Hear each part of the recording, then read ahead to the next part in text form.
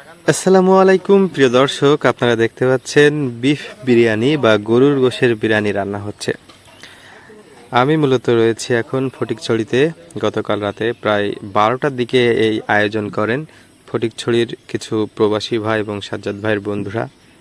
তো সেখানে ভাবলাম একটু ভিডিও তৈরি করে আপনাদেরকেও দেখানোর চেষ্টা করি। মূলত এখানে প্রবাসী ভাইরা বিদেশে থাকতেন, তারা কিন্তু রান্নায় খুবই এক্সপার্ট।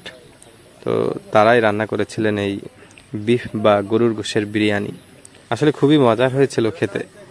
তো ভাবছিলাম আপনাদেরকেও দেখাবো। এই যে দেখুন, ঘি ঢালা হচ্ছে, এর আগে চাল ঢালা হলো, আর এর আগে গরুর গোশও রান্না করা হচ্ছে খুব সুন্দর করে, এবং পাশাপাশি ডিম সিদ্ধ করা হচ্ছে। বিরিয়ানিতে আসলে ডিম হলে একটু ভালো লাগে খেতে।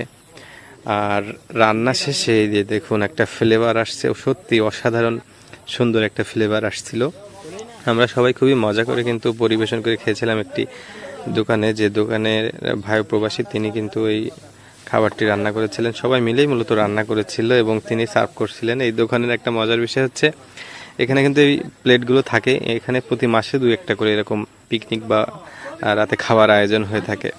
তো আমাদের এখানে রাত 12টা 12:30টার দিকে খেয়ে আসলে একটু ক্লান্তও লাগছিল, কিন্তু খুবই মজা হয়েছিল রান্নাটা, যে কারণে সবাই প্রায় 20 জনের মতন প্রবাসী বা ওই এলাকার সাজ্জাদ ভাইয়ের বন্ধু সবাই মিলে খুব মজা করে খেয়েছিলাম এই বিফ বা গরুর গোশের বিরিয়ানি। এবং এর সাথে সালাদও ছিল, যেটা খুবই মজাদার ছিল। পাশাপাশি আমরা কিছু পেপসিও খেয়েছিলাম এখানে। তো আজ এ পর্যন্তই। নতুন কোনো ব্লগে বা শর্ট ভিডিওতে আবারও দেখা হবে। ভালো থাকবেন।